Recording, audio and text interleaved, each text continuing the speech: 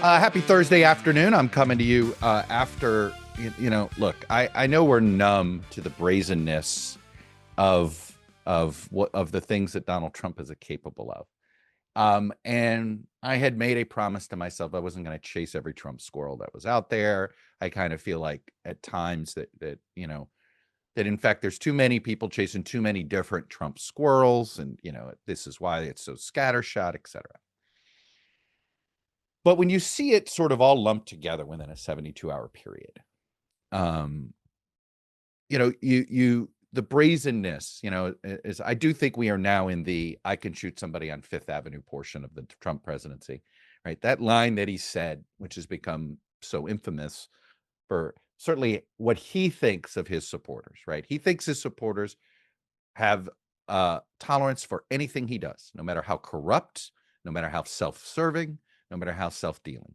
Just take a wrecking ball to the White House without following any protocols at all. Again, if the roles were reversed, if Obama had done this, there would probably be articles of impeachment drawn up by House Republicans at this point. There certainly would already be subpoenas and the promise of oversight hearings. What are we getting so far? Cue the crickets. Donald Trump starts bragging about the fact that he is looking for a payout from the federal government of $230 million that he claims is that restitution for what he believes are unfair attempts to prosecute him for crimes he doesn't believe he committed, but the government believes he did. Grand juries believe he did because they did bring indictments back on this, state level, federal level, etc. But there is this loophole where, you can file for restitution, and he wants some $200 million. Well, he filed it before he became president. He wins the election. He appoints his personal attorney as Deputy Attorney General Todd Blanche. And guess who gets to sign off on whether or not Donald Trump gets $230 million from the federal government just because he wants it? And Todd Blanche likely has a financial stake in said $230 million. Right? I'm sure there's money he's owed by Trump. Knowing the way Trump operates with contractors, whether they're lawyers, whether they're vendors, I'm sure that Blanche has all but been told, if you want to get paid, you got to approve this settlement. Now, we don't know if that's true or not, but a little oversight would be nice to have. You think we're going to have any oversight on this issue? And then the big one.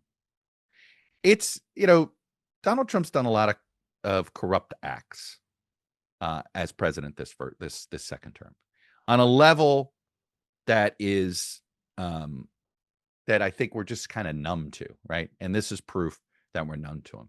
But just, all the pardons, I went through them earlier, right? We have all these pardons. They've all been a form of pay to play. You've got to give a certain amount of money to a fundraiser. You got to show up somewhere. You've got to say the right words, that it's a political persecution. You don't qualify for a pardon if you admit you did something wrong. Right. You don't qualify for a Trump pardon that way. That's the way you ask for a pardon for any other president that we've had.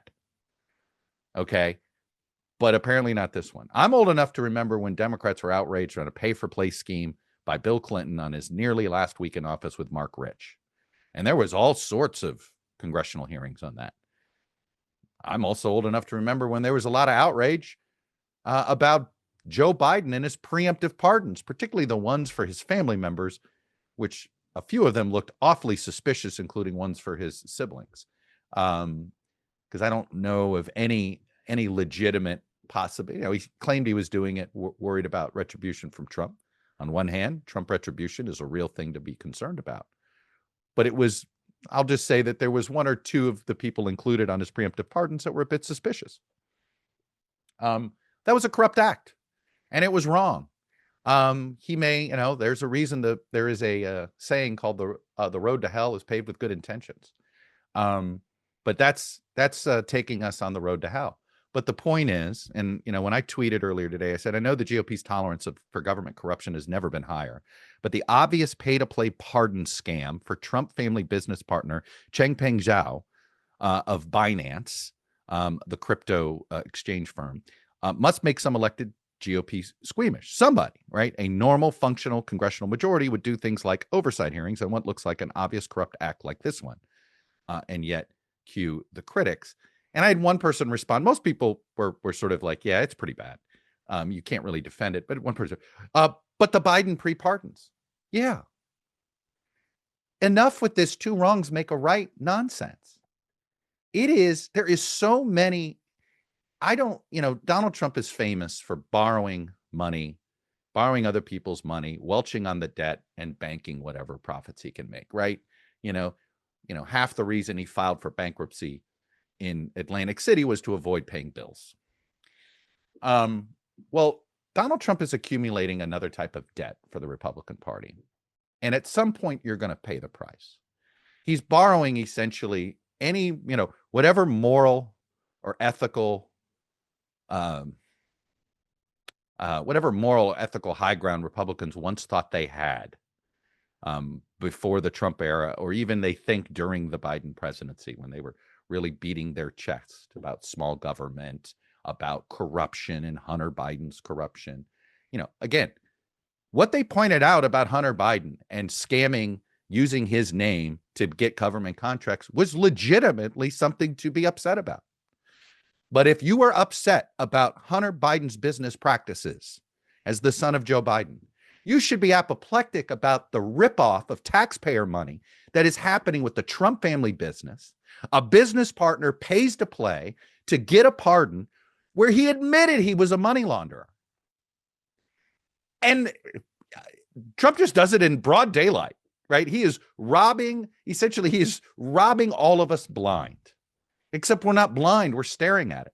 He's about to steal $250 million of taxpayer money, your money, for a slush fund, essentially making the government pay him for committing crimes. Because he's never been innocent of any of these things.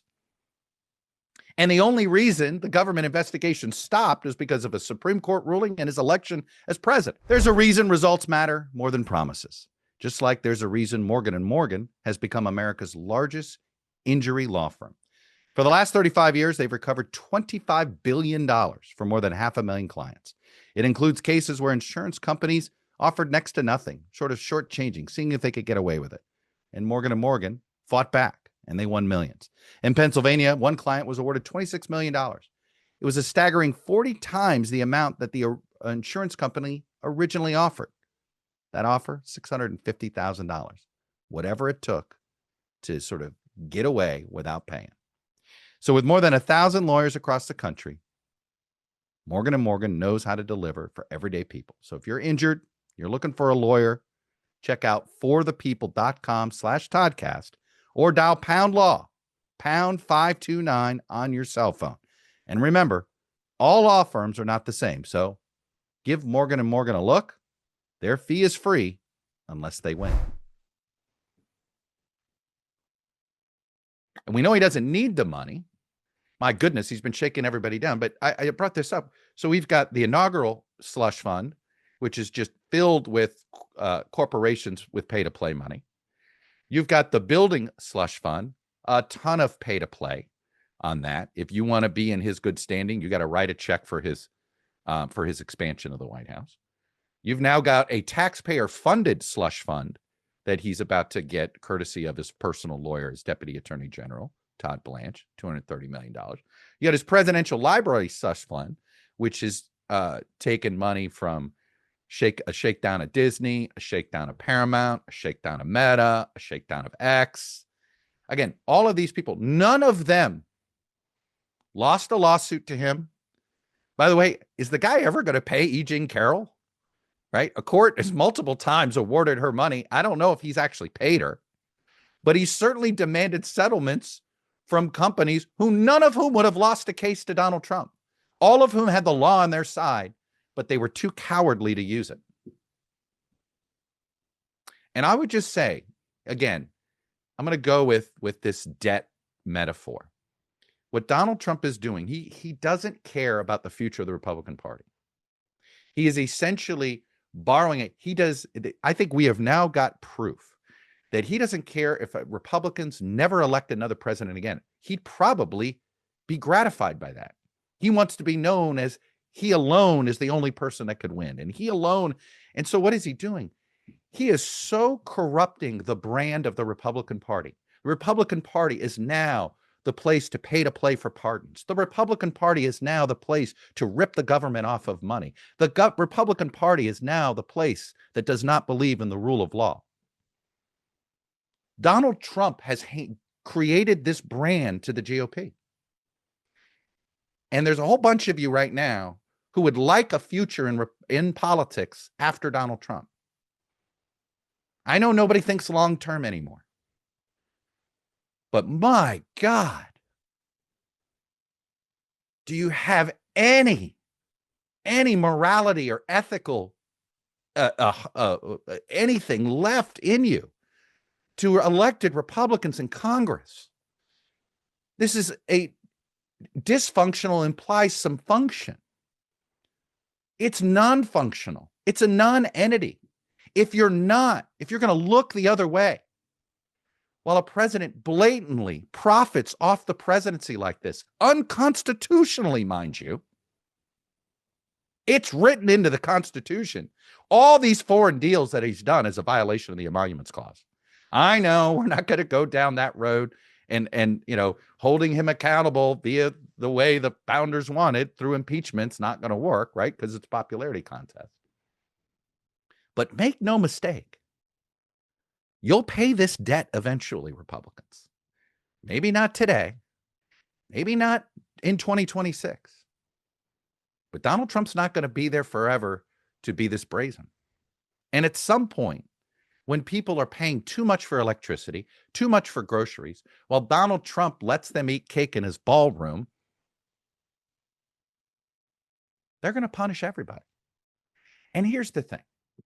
Eventually, I remember, a lot of people thought, the Clintons got away with X, Clintons got away with Y during the Clinton presidency.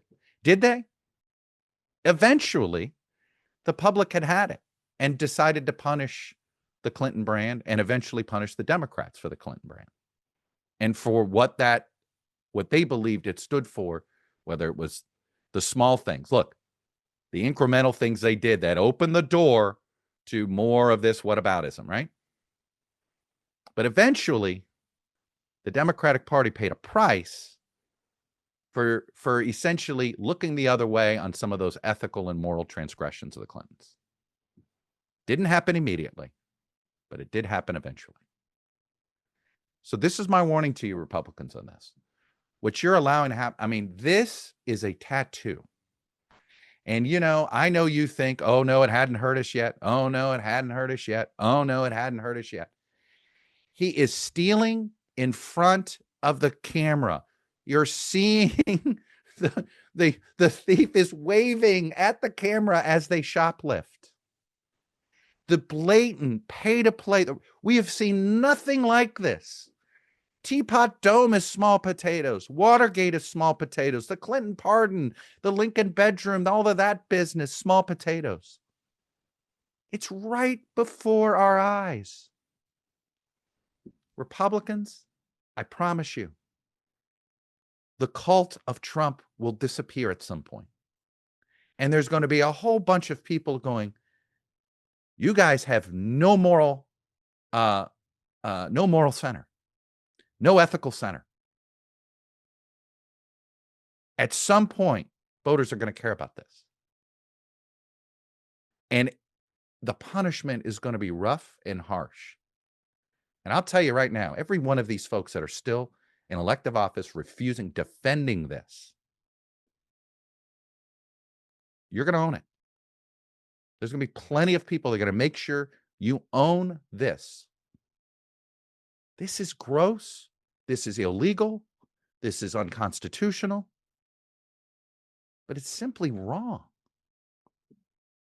And if you're a person of faith, my God, it's immoral. Look, I know we are way past this. We're numb, all of this stuff, but good grief. We really are in he can shoot anybody on Fifth Avenue phase of his presidency. And just because there's a current Congress that isn't ready to do this, I put a warning to all you corporations out there that have paid to play with Trump. Someday there's going to be somebody with subpoena power that's not just going to be subpoenaing members of the White House. They're going to be subpoenaing members of the private sector who chose to pay to play. And I'm guessing that's something you haven't really thought about, have you? This is rank corruption. It's in plain sight. Our U.S. Congress is there to essentially be the ones that are supposed to hold this accountable, are supposed to provide oversight. Let's just say you got a lot of work to do, Mr. Comer. In your silence, James Comer's the chairman of the House Oversight Committee, your inability to look at this. You know, you may feel good that you're looking at Epstein because it sounds like you're being tough on. I'm sorry. Epstein was bad. This is happening right now. They're ripping off your constituents, Mr. Comer. Your constituents paid this money that's about to be stolen by Todd Blanche and Donald Trump. Your constituents pay for the upkeep of the White House. This is a debt. This is a debt that when it's going to come due, and it's going to be ugly. So you can't say you weren't warned. You can't say you didn't see this coming, but I don't want to hear a lick of complaints about any corruption issues you might have because a Democrat does it. If you're not willing to point out corruption on your own side, get the hell out of politics and get the hell out of our democracy. This is the problem we have in American democracy right now. Nobody will call out bullshit on their own side. And those that do, they're going to get rewarded. And this is a moment. We'll see if there's a single elected Republican in Congress that has any spine left to call bullshit on this rank corruption that we're watching this week alone. Examples that would have shocked the mind of Americans every single generation of my lifetime. Have a great weekend.